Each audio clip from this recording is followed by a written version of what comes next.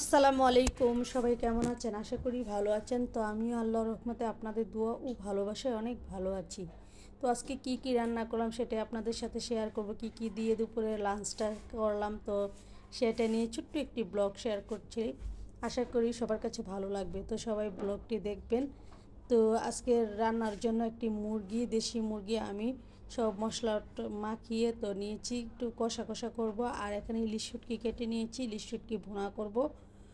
আর পাট শাক ভাজি করব, তো আর ডাল রান্না করব। দুপুরের রেসিপিতে যা যা ছিল আর কি, আজকে দুপুর রাতের জন্য যা যা খাবো। তো মুরগিটাকে একদম কষা কষা করে আমি ভুনা করে নেব, সাথে একটু আলুও দেবো। দেশি মুরগির সাথে একটু আলু না দিলে ভালো লাগে না। আর এদিকে ইলিশ শুটকিটাকে একদম ঝাল ঝাল করে ভুনা করে নিচ্ছি।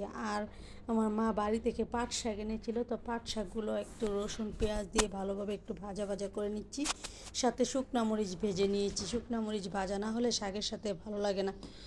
তো মুরগিটাও রান্না হয়ে গেছে, ডাল রান্না হয়ে গেছে, এদিকে আমার শুটকিটাও বোনা হয়ে গেছে, শাকও ভাজি করে নিয়েছি। তো এখন খাওয়ার জন্য প্রস্তুত করে নিচ্ছি। তো প্রথমে আমি ভাতের সাথে পাট শাক নিয়ে নিচ্ছি, আর একটা ভাজা মরিচ নিয়ে নিলাম।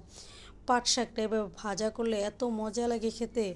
আর সাথে শুকনা মরিচ ভাজা হলে তো আর কিছু কথাই নেই। শাকের সাথে তো দিয়েছি, তো আলাদা করে আমি মরিচটা ভেজে নিয়েছি। তো ভেজে খুব মজা করে শাক দিয়ে খেয়ে নিচ্ছিলাম।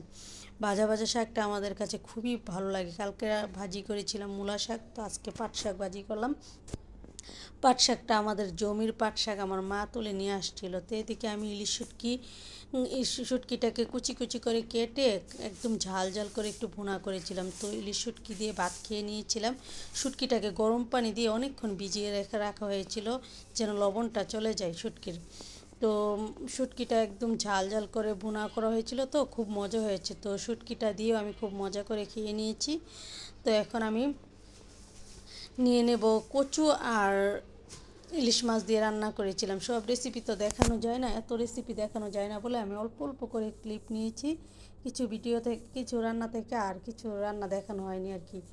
তো ইলিশ মাছ কচুটা দিয়েও আমি খুব মজা করে খেয়ে নিচ্ছিলাম। মানে কচুটা এত সফট আর একটু গলা ধরে না, আর ইলিশ কচু তো একটা খুব মজার কম্বিনেশন। তো কচু ইলিশ দিয়েও খুব মজা করে খেয়ে নিচ্ছি। তো এখন আরও অল্প করে ভাত নেবো। আমি দুপুরের খাবারটা একটু বেশি খাওয়া হয়, আর এত রকম আইটেম থাকলে তো একটু বেশি খাওয়া হবে, এটাই স্বাভাবিক। তো আর অল্প করে ভাত নিয়ে একটা ডিম নিয়ে নিয়েছি, ডিম বোনা করেছিলাম আস্ত সিদ্ধ করে।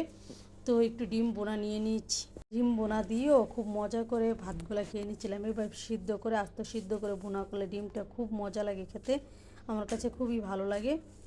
তো ডিম দিয়েও আমি খুব মজা করে খেয়ে নিলাম। এখন আমি আর অল্প কয়টা ভাত নিয়েছি, নিয়ে এখন আমি মুরগি যে বোনা করেছিলাম, দেশি মুরগির সাথে আলু দিয়েছিলাম, তো এক পিস আলু আর এক পিস মুরগি নিয়েছি। আলুটা জানি ক্ষতি, তারপর লোভ সামলাতে পারিনি। তো এক পিস আলু আর এক পিস মুরগি দিয়ে খুব মজা করে খেয়ে নিচ্ছিলাম। 4-5 আইটেম থাকলে মানে অল্প অল্প করে সব কিছু দিয়ে খেতে খুব মজা লাগে, ভাতও একটু খাওয়া যায় বেশি বেশি করে। আর খুব মজা করে খেয়ে নিলাম। তো সবাই ভালো থাকবেন, আল্লাহ হাফেজ, আসসালামু আলাইকুম।